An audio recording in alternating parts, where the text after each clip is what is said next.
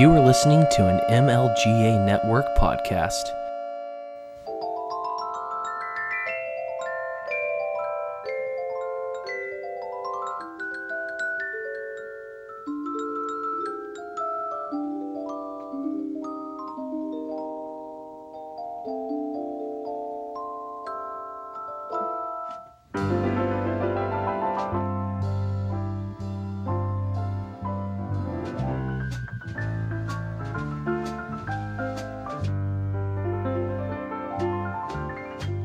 It's a beautiful day for a genocide, a beautiful day for a bombing. Would you be mine? Step on my mind. It's a beautiful day in this neighborhood, an opportune day for a drone strike. Would you be mine? Step on my mind. I have always wanted to have a victim just like you. I've always wanted to bomb a hospital and a wedding too. So let's make the most of this tactical day. Since we're enemies, we might as well say, would you be mine? Step on my mind. Won't you be my target? Won't you please? Won't you please? Please won't you be my target?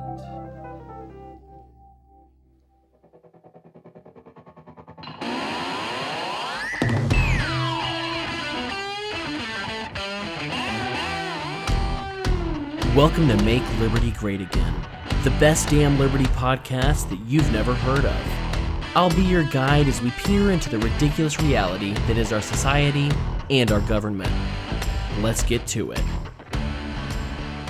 Do you know, it would have been really cool if I could have started off the first episode of Make Liberty Great Again in this new decade, being able to say something like Happy New Year, or I hope your New Year's Eve was good and fun, but no. Donald Trump wouldn't let me do that. He just had to start some shit in Iran. So instead, you got a rendition of the theme song from the great Mr. Rogers' Neighborhood in the style of John McCain, and you're going to get a discussion of death and destruction. So you're welcome. Welcome to Make Liberty Great Again. I'm your host, Cam Harless, and today I have Ryan Burgett with me. Hey. I would just rant alone in the microphone about this, but I feel like it's usually better to talk about war with at least one other person. So welcome back, Ryan. Let's do this thing. All right. To start off, there are some names that I had never heard of before a couple of days ago. And I'll be honest about that. I'm not a Middle East expert. I'm not the foreign policy guy. I react to foreign policy. I don't always know what's coming. I can make some good predictions if I know some information, though. But yeah, so had you ever heard of Qasem Soleimani before, Friday? No, never heard that name before. So he's dead now, and boy did it pop off tonight as we were trying to get this recorded again. I mean, we tried, 2 days in a row? And things just did not work out right. Yeah, something. There was just so much going on that I did want to take a little more time to understand the situation before we started talking about it. But then I fell asleep last night. And yet, we have so much information now, it's like we can't even talk about it all.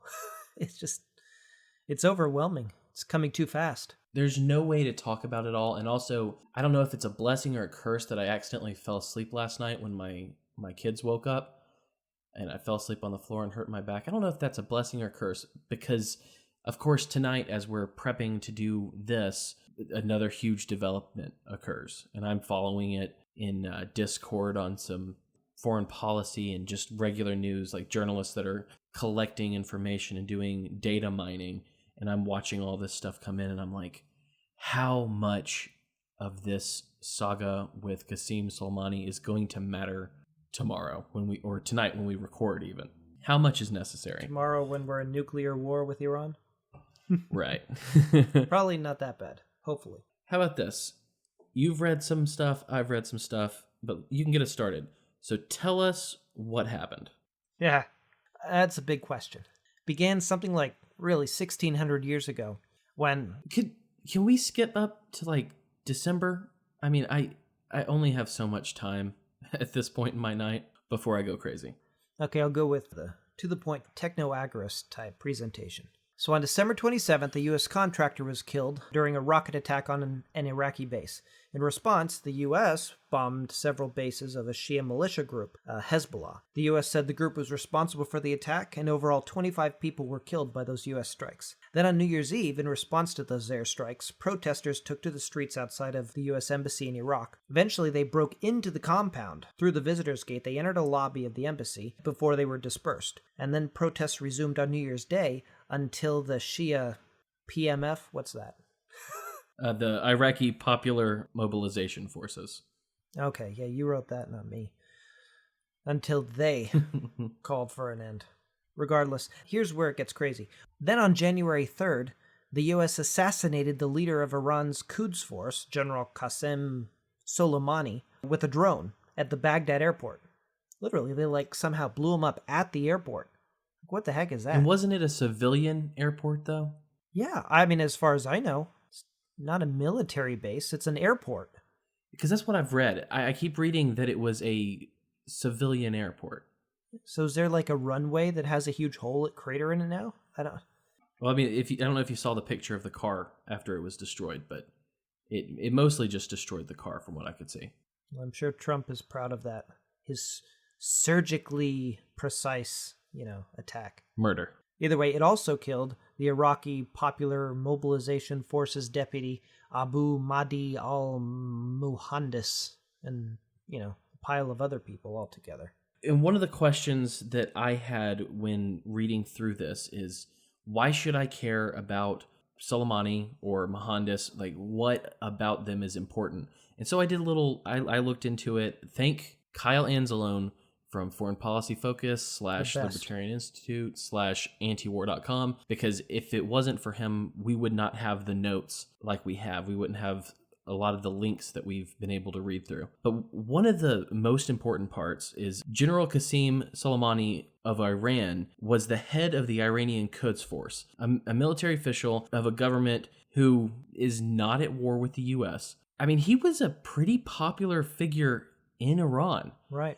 Iranian experts have actually compared his stature in Iraq and Iran to World War II heroes like Eisenhower or Patton. And also this other guy that happened to be in the car, allegedly. I don't know if Trump was looking to take out Mohandas or not, but maybe it was just a twofer. He was a deputy in the Iraqi Popular Mobilization Forces, which we will just say PMF from here on out because it's much easier to say. The PMF is a Shia militia that had been integrated into the Iraqi armed forces.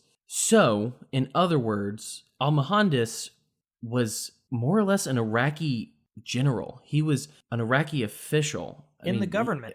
Get this. The U.S., in this assassination, they killed a government and military official from Iran, that country we're not at war with. And they also killed another government official and military official from Iraq, another country we're not at war with. Killed 2 people from governments of countries the U.S. is not at war with. What the heck is going on? I mean, in any other context, wouldn't we call this an act of war? When you start murdering government officials from other governments? Come on. Right. I mean, and not to even mention that both of these guys were actually really, instrumental in the fight against the Islamic State. Right. Going back years. I mean, regardless of the ties to Iran or anyone, they were fighting with the U.S. Right. The U.S. and Iran, through this, were tacitly working together to get rid of the Islamic State. So what are we doing here? I did a search not that long ago on Google searches of Soleimani's name and word usage of his name, and it was there were no searches until the last week. Yeah. It's hard to find old stuff about him. It's insane. But this guy apparently was huge in defeating ISIS, but now he's the most evil person. He's killed how many Americans? I mean... Well, let's look at the lies. Okay, there's been a number of lies that have been spread by the federal government and the Trump administration. But not just them, the media as well. The media is echoing this stuff. So get this. The first claim, people are all of a sudden saying, oh, well, Soleimani was a terrible person. He killed hundreds of Americans. This goes all the way back to the Bush administration. When they switched in Iraq from fighting the Sunnis, they turned and started fighting Shiite militias, which apparently Soleimani was working with. Well, around 500 Americans were killed during that fight, and the weapons that they said were responsible for those deaths were EFPs, explosive formed projectile bombs. Basically, fancy, what are they called? IEDs? Yeah. Right, they were the fancy kind. So the initial claim, and what you can find inside of news stories from that time, was that the EFPs were being supplied by Iran, as in they're just like shipping them across the border via Soleimani and his people. If you search, like I said, if you search for Iraq, I searched last night for Iraq EFP on Google, and I was just inundated with page after page of these articles about, quote, Iranian EFPs in Iraq. But like I said, a lot of them are from the last few days, like you were saying. Now, the thing that people are forgetting is that the EFPs used in Iraq were largely made in Iraq. Going back to 2007, if you scroll through enough Google pages, in 2007, the New York Times reported on an EFD assembly area that was found in Iraq.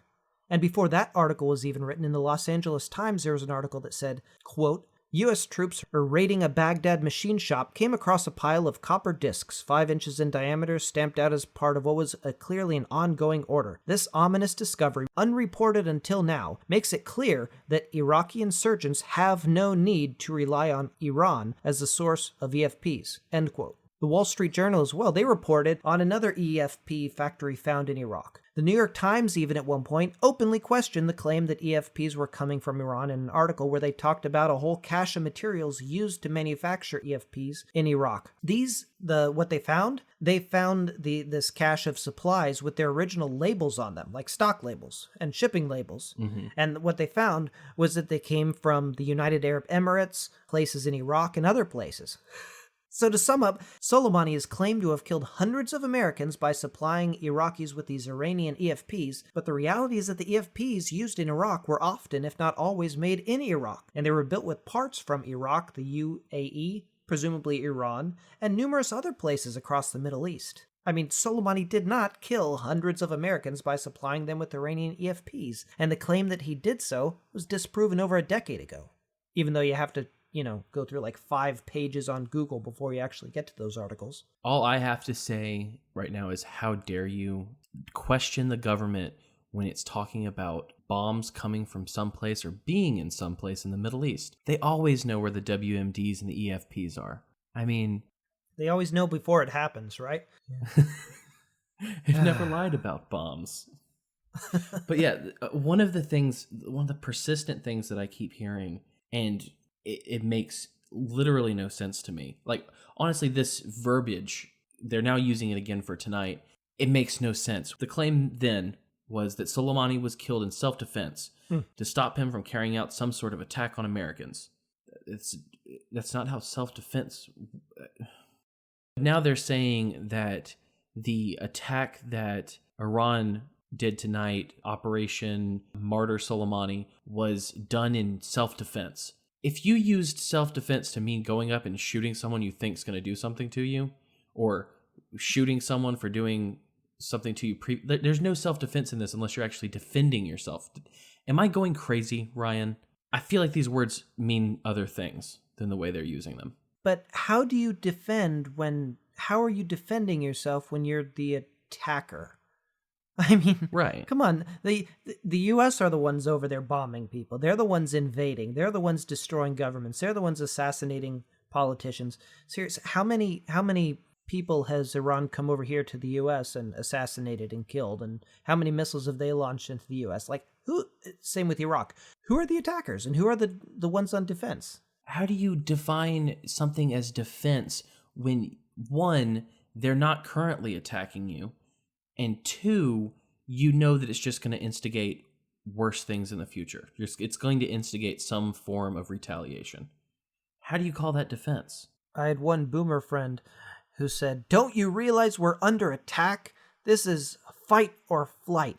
This is defend yourself or die." To which I said, "Really? Are you really under attack? He lives 2 towns away from me. Really? Are you... I mean, are we in that situation?" He goes, "You're a pacifist, so you wouldn't get it." It's like, yeah, I'm a pacifist, pastiest. But... Oh, yeah, well, I have no idea what he meant by that. Is that some sort of clever, witty... Yeah, who knows? Boomer humor. Hashtag boomer humor. It is not clever or witty. But seriously, he's not under attack. Nobody here's under attack. We're talking about people who are in another country fighting against them and apparently assassinating political leaders in these other countries. In a civilian airport. Imagine that for a second. Imagine if, let's say, okay, so Soleimani was essentially the second most powerful man in Iran. He was seen more or less like a vice president as well as a general. So imagine he would be kind of like a mixture between Petraeus and Pence. Like if you mix those two people together, the evil of Petraeus with the evil of the Pence. Stupidity of Pence. Yeah. But imagine if Mike Pence went to England, where we're not at war with, and a drone from France came out of nowhere and killed Pence. How would America respond to that? How would anyone justify that? Yeah, who knows? Would the U.S. say, "Oh, well, they were just defending themselves"?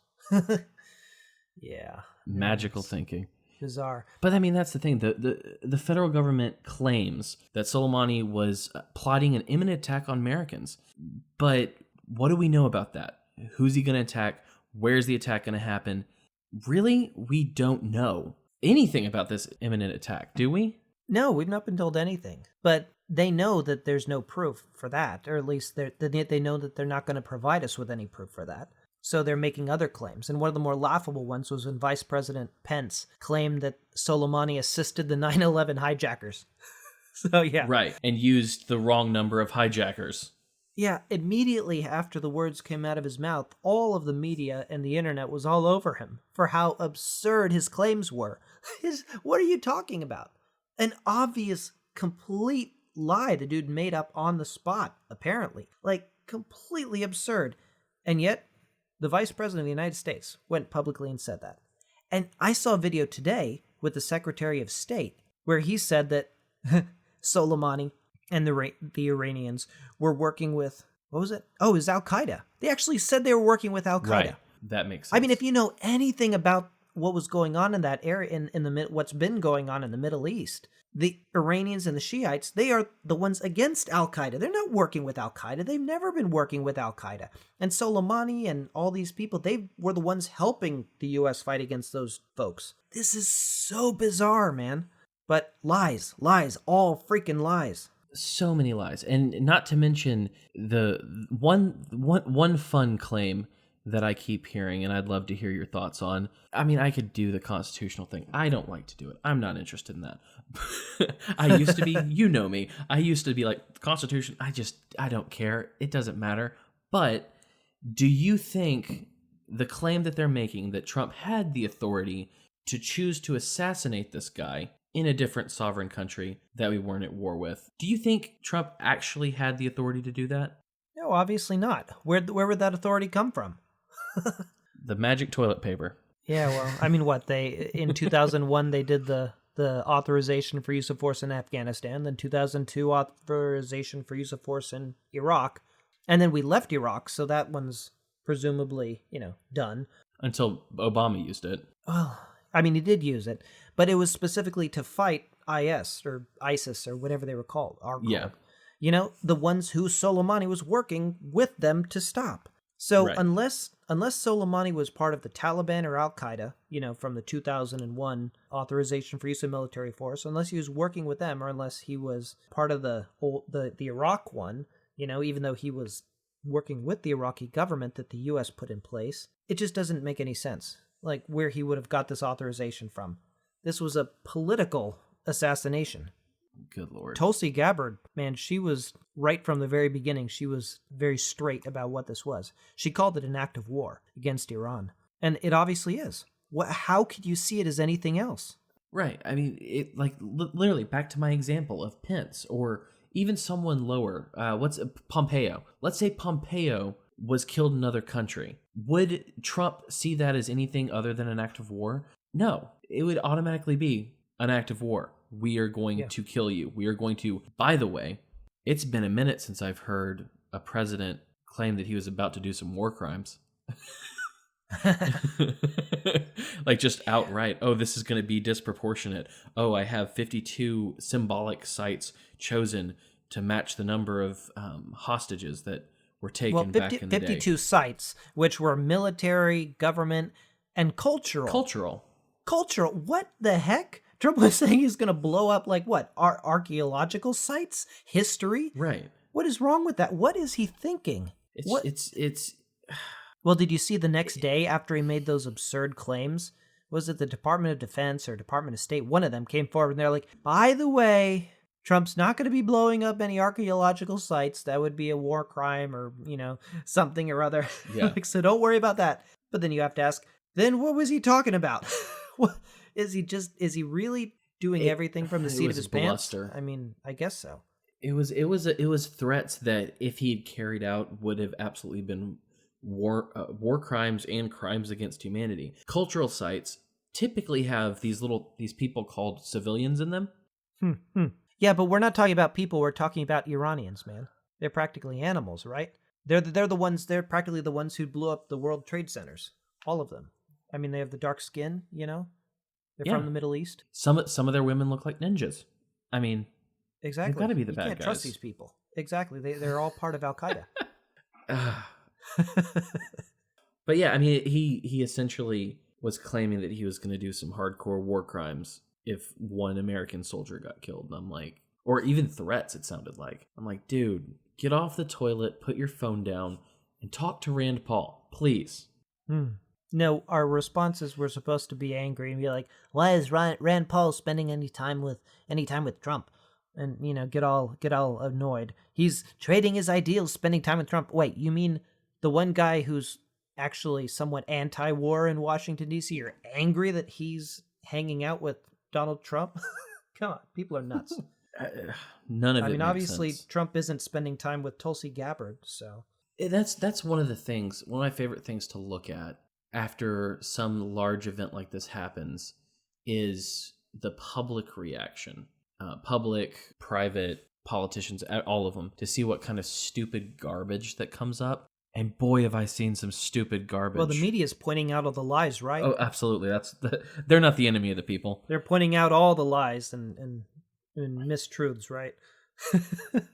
Even the New York Times? Well, it's funny how the supposed alleged anti-war left is now out and about again. And it's like... Kind of.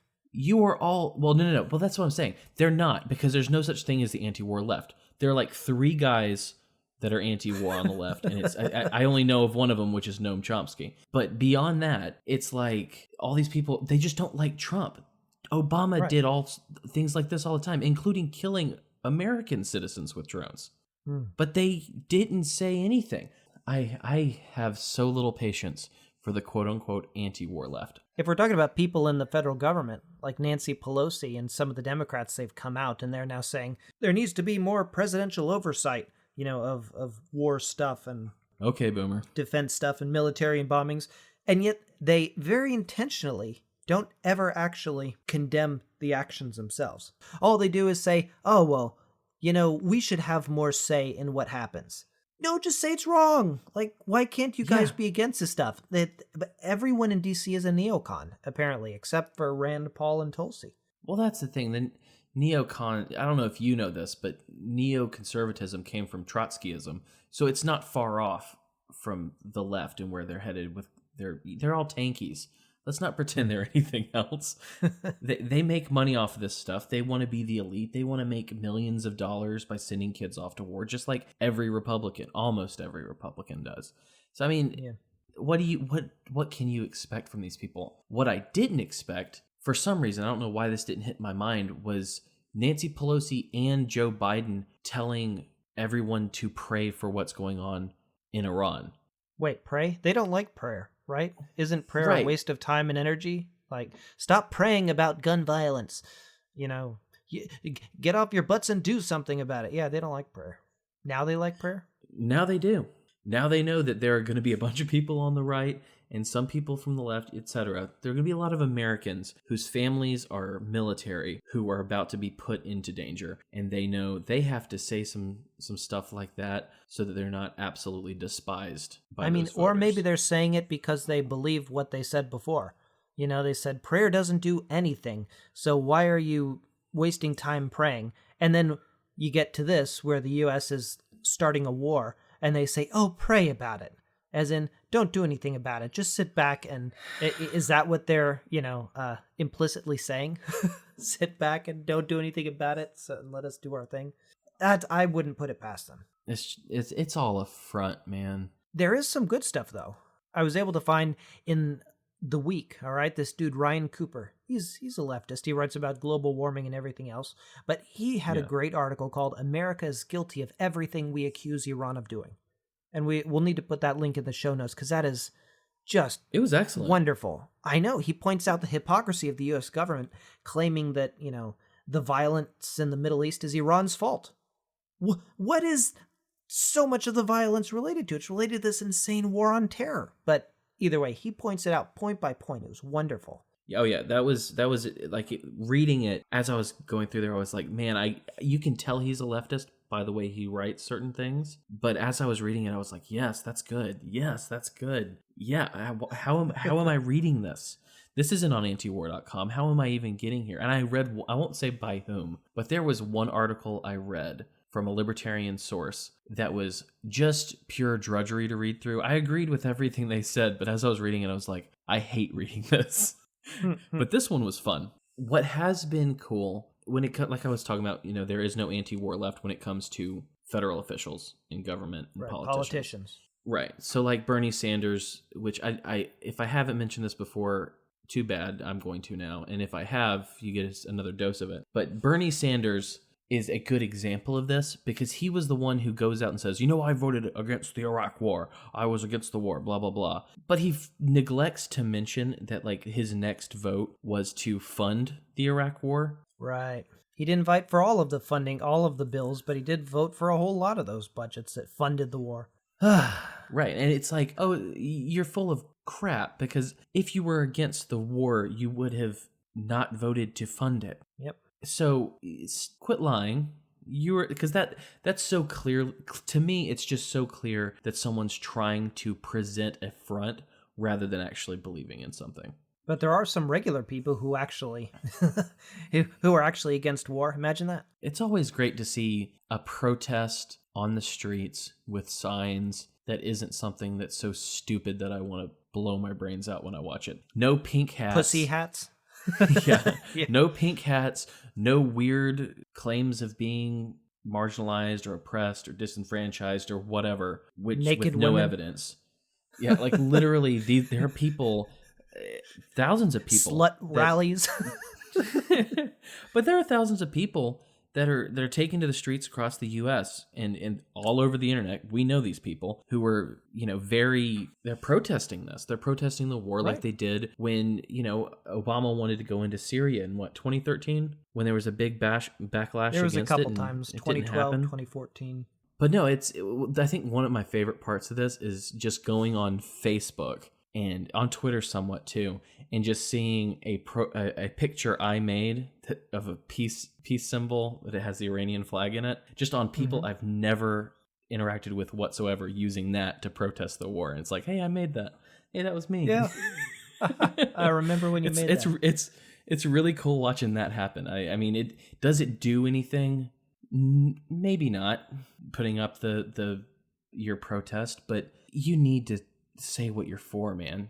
I mean, you have to be able to go out there and say, you know what? I am against murdering people. I'm against mass murder. I'm against killing soldiers. Whoa, why do you say such controversial things, man? Are you one of those pasteists? I'm definitely a pastiest. There doesn't seem to be like I always get pushback from different people about, oh, well, you put up a profile picture about being against the war. Oh, oh, look, I'm helping. Yeah, I mean, it's funny. Yeah, you're funny, but really, we need to be able to share our discontent. We need to be able to share. That's how the market works. Right. And so that's why I created that little thing, was because I wanted to share my discontent. And also, I hated all of the other profile pictures people were using. Well, that's what I was going to say. There's new ones with this new conflict. People have in the last 2 days made these new ones, and they're horrible to look at. Yeah. The beauty of what you made is it was simple, and yet it was very clear what it was. Not crazy busy and wild. Yeah. I'm going to put a mandala in the middle of this for no reason whatsoever. Have any, like, if to your knowledge, have any of the presidential candidates on either side actually said anything against the war, like, consistently? Well, I mean, no, which isn't a big surprise because everyone in government seems to be pro-war and pro-violence. But like I mentioned earlier, Tulsi Gabbard, from the beginning, man, she has been just perfect on this topic, seemingly. I mean, she, from the very beginning, she went on Fox and Friends, and she called out the hypocrisy of the U.S. government. She condemned their actions, and she called them an act of war. I mean, you really can't get more straightforward than that. She just called it like it is. But she's the only one. There's all those people who hate Trump, and yet they hate Trump so bad. There's nothing he can do that's right.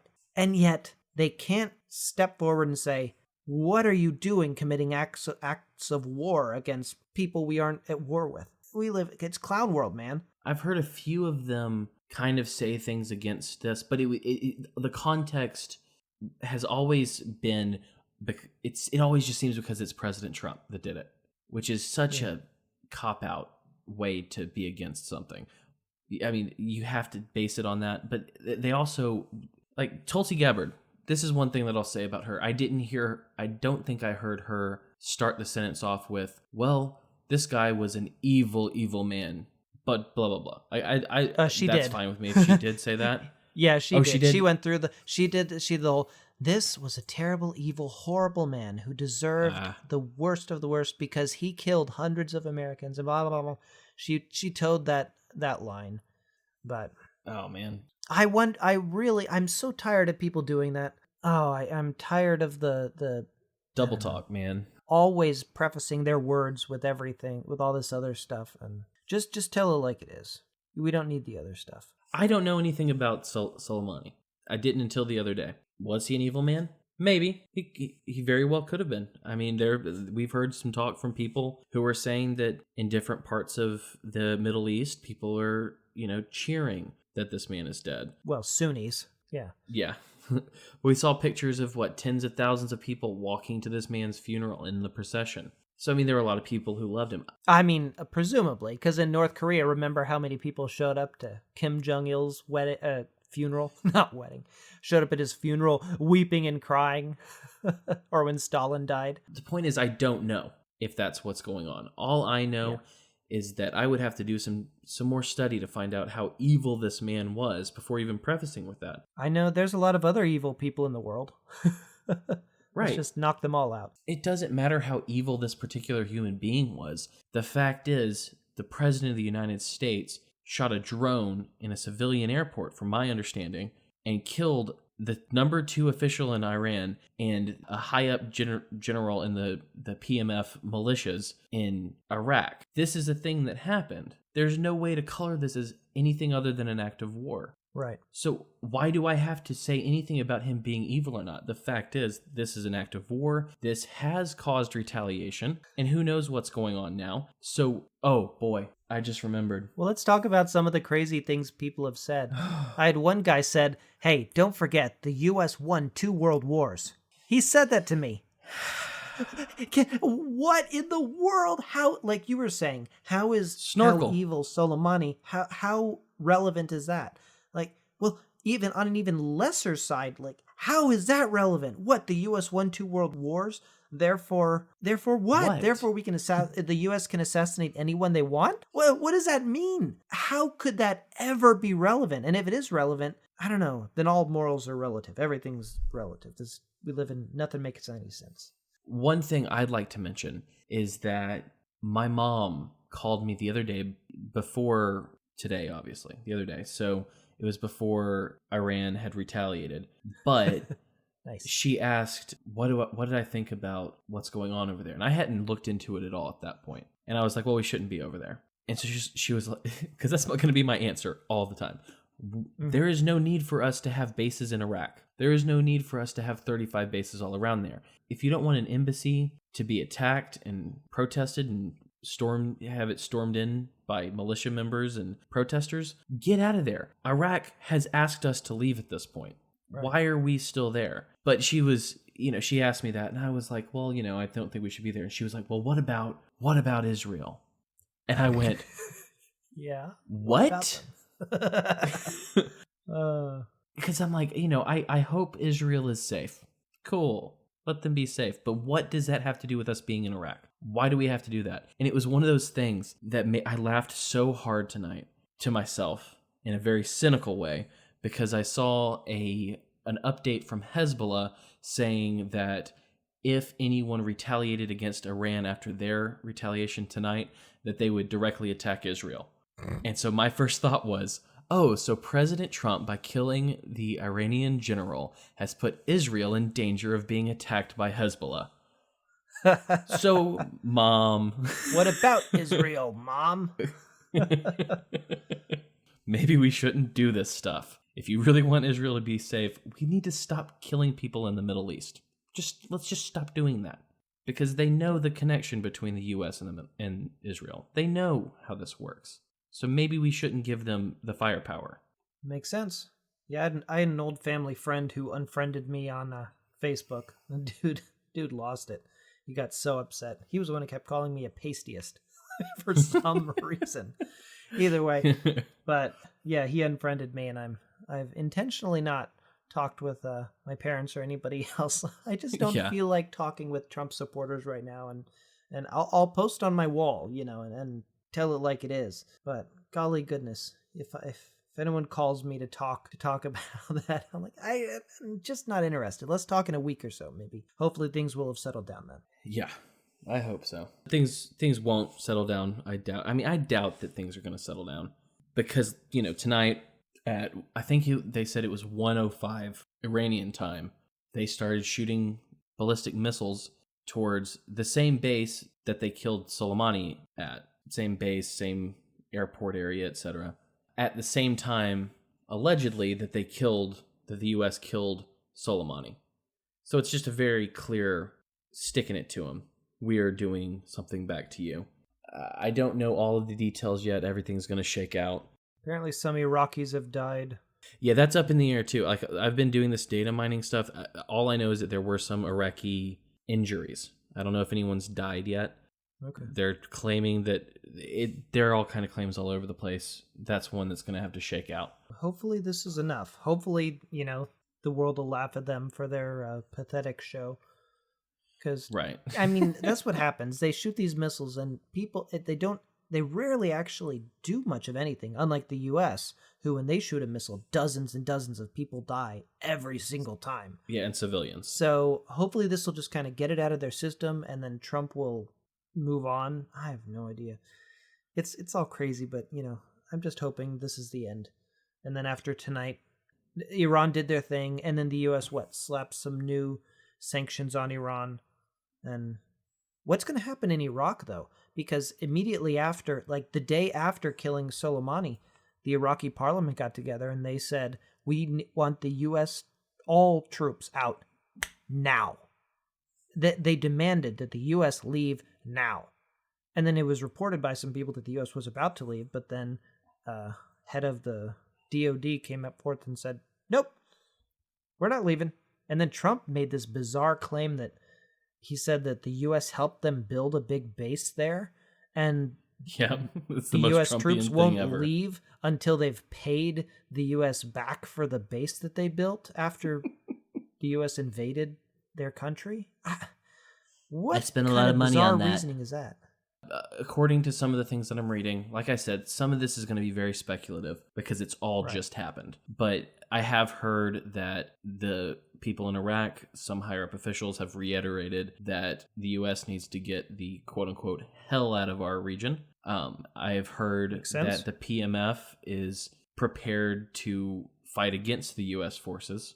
I've heard a lot of stuff, and if a portion of it's true, God help us if we decide to stay over there, because if Trump doesn't have someone smart next to him saying, hey, de-escalate, let's not push this, let's not show how big your balls are right now, then if he doesn't do that, we're screwed, because it's just another quagmire. It's a quagmire waiting to happen. It's not necessarily World War III. Let's remember, this is the government the U.S. put in place. They invaded Iraq. They killed hundreds of thousands of people. They captured Saddam Hussein, had him, presumably killed, executed. Okay? And this is the government the U.S. put in place. Come on. And now this government that the U.S. put in place is saying, we don't want you here anymore. Get out. And now the U.S. is going, whoa, you people. Not to mention that the U.S. put Saddam Hussein in power. Yeah. So this is third generation. So you should have let stuff. me go back all the way back 1,600 years, man. Why'd you stop me earlier? It's just the thing is, it won't. The only way something like this ends up being "quote unquote" World War III, like people are talking about, is if President Trump decides to be more and more belligerent, retaliate, do some things that no human should ever do, and then Iran talks to their buddies up in Russia and their buddies over in China, which, by the way, I have read that there have been some, neither of these places really have good navies, but they were going to do some naval tests with Iran in the waterways there. And I'm like, if for some reason President Trump pushed it too far and they called in Russia to help them, like Syria had with the civil war there, that could cause some trouble. But at the moment, I don't see that happening. I just see another quagmire like Afghanistan starting again. Well, the biggest thing right now is just seeing if any Americans die today. Yeah, that's the number one thing. It'll shake out in the next couple days. If all these missiles just, bombs just hit these random places, blew some stuff up, destroyed some property, that's one thing. But if we end up finding out that a few Americans were killed in the process, or if the government makes up a few numbers about Americans being killed, then the war hawks, that's basically all they need.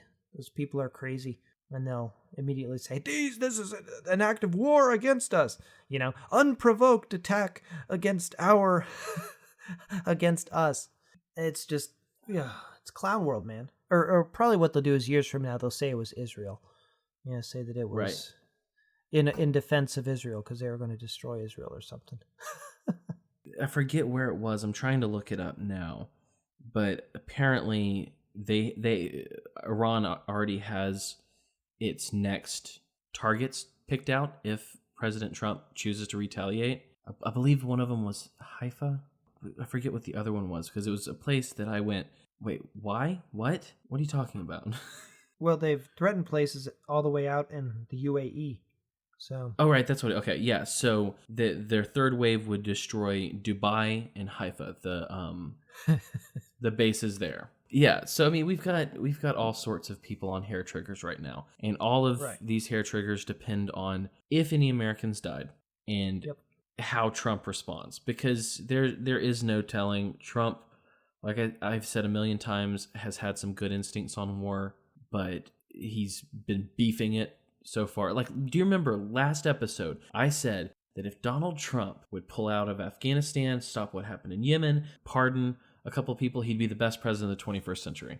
Yep, I remember you saying that. And then he goes and does this nonsense. Like, he does the absolute opposite. It's like he's trying to spite me. Bad. So far, the things he's done in the last few days are almost worse than things I thought that, that certainly than Obama did. But same with what we imagined Hillary Clinton would start doing. This is just insane how far he's gone in such a seemingly short time. Right. Well, insane. And I think that we probably would have been at this point a little sooner with Hillary Clinton. Yeah. Well, she seemed to want literal war with Russia. Bizarre. Right. But here we have Trump doing these public assassinations of political leaders. What? He just drove the speed limit, man. He got there a little slower than she did. So, I assume we're getting closer to the end. Before we do, I want to point out this one. I saw this video. Okay. Now, remember, they're saying that Soleimani, he killed Americans. He was working on an imminent attack on Americans. So by killing Soleimani, the U.S. actually saved lots of lives, kill a few, save a lot type deal. But Pompeo, Secretary of State, Mike Pompeo, today, or technically yesterday, I watched the video. There's a 3-minute video. We should put it in the notes. He said this was his killing was part of a larger U.S. strategy on Iran. He literally admitted that he said Iran won't get on board with the the peace deal or something or other they're talking about in the Middle East. Afghanistan. The peace coalition, I think he called it. Something like the peace coalition. He said Iran refuses to be a part of the peace coalition and blah, blah, blah, and this and that and this and that. And killing Soleimani was a specific point, a strategic point in this process of putting pressure on Iran to do this or that. He admitted it. He admitted the fact that they've lied about it from the beginning in the last few days. It wasn't to save Americans. It was part of a strategy to pressure Iran to do political stuff that the U.S. wants them to do. I can't believe they even released this. I can't believe he said this. It is so freaking on the nose. Are you trying to tell me that someone from the Trump administration finally admitted that he's playing 4D chess? Or like 8D, 9D, who knows?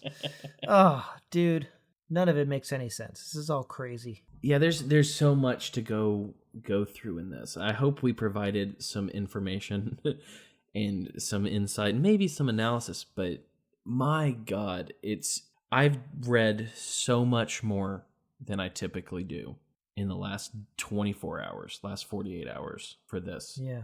And it just keeps piling up. So we've got this out there. If there's any information that we missed, we're sorry. We definitely missed some, but it'll be okay. You can tweet at me and I'll say something sarcastic back. But yeah, I think that's about all I can deal with at this point. How about you, Ryan? Any last thoughts on this situation? Tons more thoughts, man, but we need to get to bed. Thoughts and prayers. Those two. Thank you for joining Ryan and me in this episode of Make Liberty Great Again, the first of the 2020s, the Warring 20s. If you want to reach me, you know where to find me. Just type in "This is MLGA" anywhere. We have email. This is MLGA at mlganetwork.com. Facebook, Twitter, Instagram. This is MLGA.